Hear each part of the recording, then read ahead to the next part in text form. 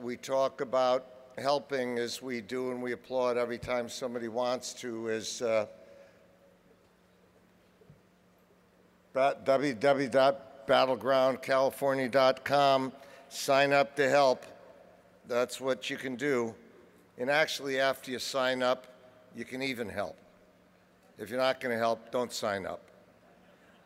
Make sense? Okay. Now to hear from our Lieutenant Governor, former member of the Board of Supervisors in San Francisco, former mayor, who broke out of the box and broke the mold with telling about 3 people, I think probably none of them was his dad.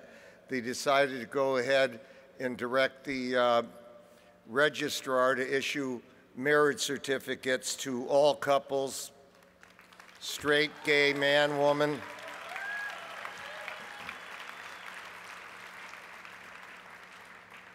And a lot of the pundits and some of our even own party got really upset when he said, whether you like it or not, we're coming. Well, whether they like it or not only we're coming, we came, and the federal court said he was right. I give you our Lieutenant Governor, Gavin Newsom.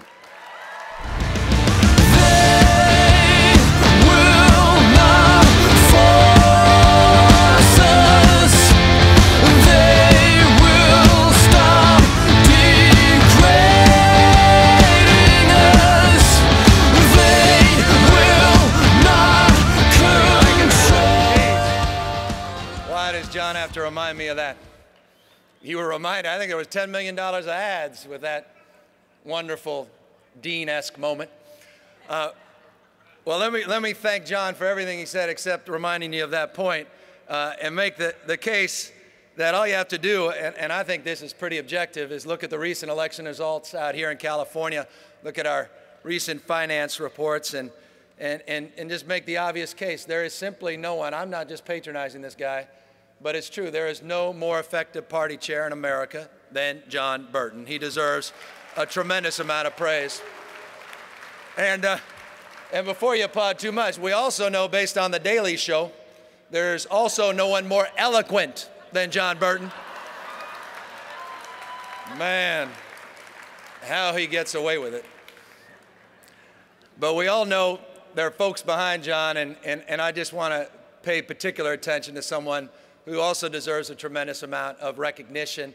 One of the best teams out there, and that team is led by Shonda Wesley, who deserves a big round of applause as well. I think we can all agree that this year their leadership will be crucial. But your leadership will be crucial as well, as we do everything we can to re-elect President Barack Obama and re-elect Senator Dianne Feinstein. It's incumbent upon us as well to exercise our action and passion and step up and step in and support Senator Steinberg and Speaker Perez to do the same thing so we can get those 2/3 majorities up in Sacramento as well. And we also, I know you heard this 100 times, there's nothing to applaud. I know you've applauded 100 times on these things, but it's good to report them, reinforce them. And of course, and I say this because it's my hometown hero, we've got to do everything we can to win those battleground counties and battleground states, and do everything to get Nancy Pelosi back where she belongs as Speaker of the House of Representatives of this great country. Drive to 25. And yes, we must win across the board. But for Democrats, I think every one of us understands this. It's not just about winning. It's about what we do when we get there. See, we all know this. You can get into office and you can hold hands and you can talk and talk and talk and talk about the way the world should be. But we know that the most important thing we can do is to manifest our ideals and go out there and make it so. You know, it was this last week, and John brought this up, that I was reminded of this fact and this principle. It was 8 years ago tomorrow, interestingly, having just taken the oath of office a few weeks prior, that I was faced with just that choice. Having watched former President George W. Bush stand there before the American people and announce his intention to amend our sacred Constitution to expressly deny and deprive the full measure of dignity and rights for our gay and lesbian brothers and sisters. It was then, again, 8 years ago tomorrow, remarkable how time flies, that I directed, as John said, our county clerk to start granting marriage licenses to same-sex couples. Now, this by no means was a lone ripple of hope for marriage equality. It was a trail, as all of you know, was blazed first by leaders of courage and convictions, leaders like former Governor Howard Dean of Vermont, who stepped up into this debate as early as 2000, the Massachusetts Supreme Court, leaders like Tom Amiano and Sheila Kuehl, and leaders like, many, I can keep going on, leaders like my good friend, Senator Mark Leno and Leslie Katz, have really stepped up significantly in this debate. Many of you may recall what happened after we directed our county clerk. Some, as John said, called it rash. Some called it irresponsible. Others, more modestly, cast it as an important civil rights milestone. But what I will never forget, for as long as I live, was the overflowing, unadulterated expression of once constrained love and joy on the face of over 4,000 couples who came to City Hall to live their lives out loud, to express their love, their faith, and their devotion and their constancy to one another. You know, 8 years later, we clearly have come a long, long way. But it was thanks to their courage, the courage of those 4,000+ couples, thanks to your courage and support, and thanks certainly to the Ninth Circuit Court of Appeals, that we now stand at the doorstep of finally achieving our founding promise, a new nation conceived in liberty and dedicated to the proposition that all people are created equal. Now, today, I think I can confidently say this, today marriage equality isn't just about the rule of love, it's increasingly becoming about the rule of law. And I think the lesson here is a generational call to action. As Bobby Kennedy said, not a time of life as much as a state of mind. It's about what's possible when we Democrats stand up on principle and move from I wish to I will. When we stop being well-behaved, stop biting our tongues, waiting our turn, but stand up and fight for the things we believe in, regardless of the prevailing political winds. You know, I think it's important. You know, when we muster the courage to stand up and to speak out, to take ideas, whatever those ideas may be, and turn them into action, it always seems, I think you may agree with me, when we do that, it always seems that the left ends up on the right side of history. Think about it. You know, I'm of this opinion, Democrat, we can't play not to lose. I think as Democrats, we need to compete to win. We need to go on the offense again. Now is not time, not with the challenges we face, for small ball. We need to be as bold as our problems, our challenges are big. Bold enough to tackle the greatest threat to our democracy, for that matter, the greatest threat to any democracy, and that's growing income inequality in this state and in our nation. The loss of our middle class. And I want to thank them. I mean this, on behalf of my 2 kids, on behalf of their kids and future generations, I want to thank the Occupy movement for stepping up and stepping into this debate and doing more in the last few months than we've done in 30 years to focus on the growing gap of income inequality in this country. I mean that. You know, I believe the fundamental test of our time is whether we heed their lesson, whether we will let this country become a nation of the very, very rich and the very poor, the haves and the have-nots, or whether we'll remain true to this country's promise and build a future where the success of all of us, as President Obama once remarked, is the success of each and every one of us. To lead is to choose. And we have 2 choices in this debate. We can hunker down and cling to the habits that got us here, or we can lean in to this new reality and ask ourselves what we're going to do about it. What can we understand about it? But unlike Governor Mitt Romney, see, we Democrats just don't believe in a strong middle class. No, we support the very poor in our party. And we need to. Remember, we live in a state where nearly 1/4 of our children are living in poverty. We live in a state where the poverty rate outnumbers the population, of 33 states and 90 nations. We live in a state where just shy of 40% of our retired and near retired workers lack dependable retirement security.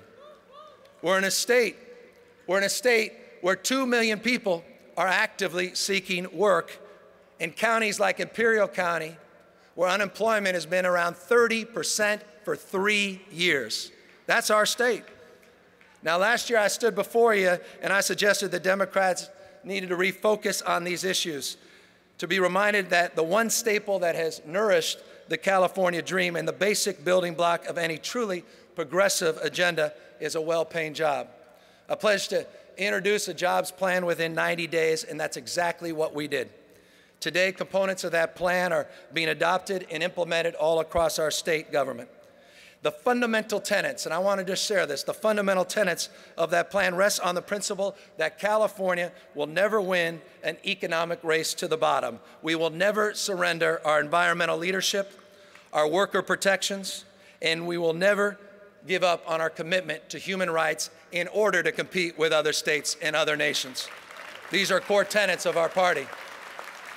See, the way we win the future, the way California differentiates itself is by reinvigorating our formula for success, by reading our own history and being reminded of our breadth of thinking and our quality of imagination that's so unique to this state. And once again, by setting greatness as our guidepost.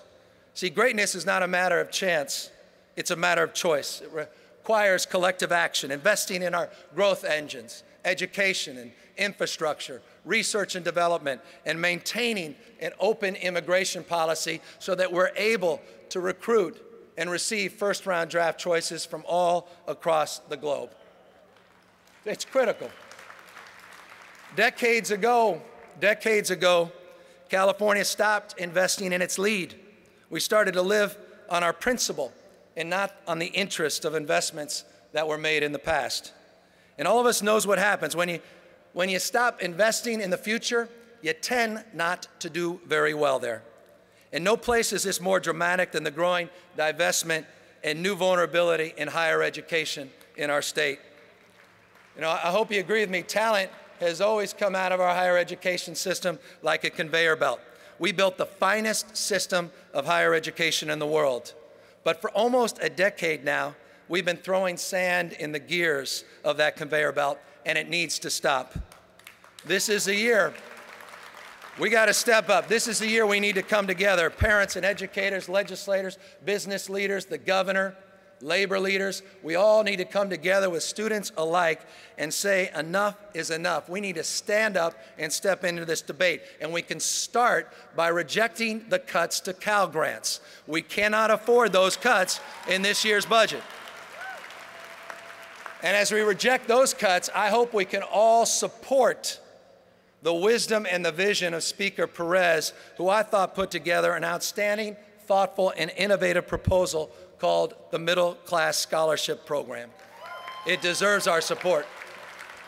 But these simple steps are just the beginning. Ultimately, we're going to need to change the way we finance higher education. We need to ensure access to college for every Californian who's earned it, and by doing so, begin to close the gap that is paralyzing our economy and our politics. And this year, let me pledge to you that in this coming year, we're going to do everything in our power to make that happen. It's our choice. It's our choice. And in closing, let me just say how important it is we reflect as Democrats, as President Barack Obama has so often reminded us, who we are as a party. We're the party of Thomas Jefferson, who declared that all men are created equal. And we've worked long and hard to make sure those words have meant something. We're the party of Franklin Roosevelt, who in the midst of the Great Depression said, "We have nothing to fear but fear itself," and who saved freedom and democracy from being extinguished. We're the party of John F. Kennedy, who called upon us to pay any price and any burden. This is who we are, and that's who we must be.